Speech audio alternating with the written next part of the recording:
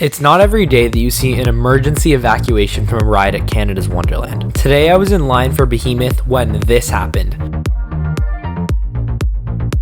And it brought back some really vivid memories of when something pretty similar happened to me a couple years back at Cedar Point in Sandusky, Ohio.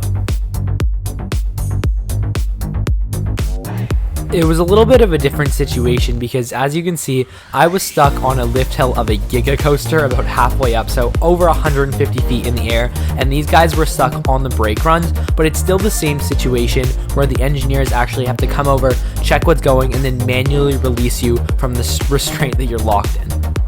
It could be a really scary situation because you don't know, one, how long you're going to be up there for, and two, what's going on basically at all. And most people here don't even know that they're going to have to evacuate or what's going on. They're just like, oh my god, what's going on right now?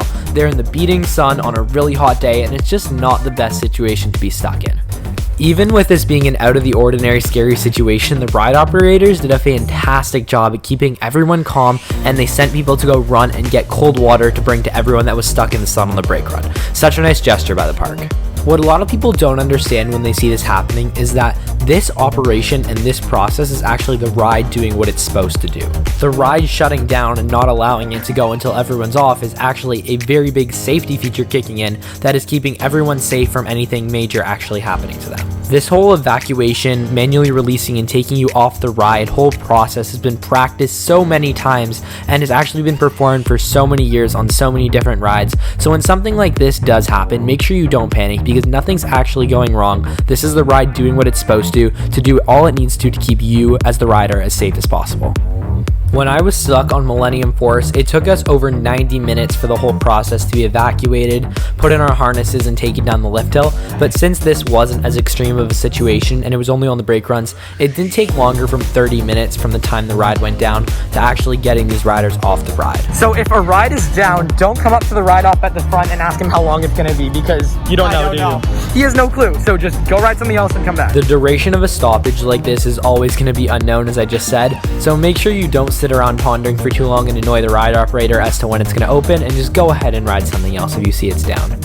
Amusement parks always do a pretty damn good job at compensating when something like this does happen. So of course we already said they gave you the waters while you were on the actual ride, and then when they got off they gave everyone a one-time single-use fast lane that you could go ahead and use anywhere else. And especially on a busy day at the park like this where lines were going from 1.5 to 2 hours, that is going to become very useful and actually make probably more productive use of your time than if you were in line for something else. There could be absolutely endless reasons to why something like this could happen. One, it could be a medical issue. Two, in the case that happened to me, someone actually unbuckled their seatbelt and they needed them to put it back on and then the ride wouldn't start back up. It could be because people are acting inappropriately. There's literally endless reasons as to why this could happen, and a majority of the time, you probably won't know why. In today's situation, I actually had no credible source tell me what went wrong or what happened to cause this, but that's okay. Just remember there's always going to be people like me or other coaster enthusiasts who consider this a credit and really love just seeing firsthand how the whole experience of an evacuation works. So you're always in really safe hands with everyone working at these parks, and I really do hope you remember that. So with all that being said, if you want to learn more about how a roller coaster evacuation works or my whole experience with it and all the cool compensation I got, it was really good, click the video on screen right now to take you to that video, and click the little icon beside it with my face to see all my future Toronto tourism and hottest events going on around the city that I post all the time. Thank you guys so much for watching. I appreciate you watching, and I will see you guys in the next video. Bye.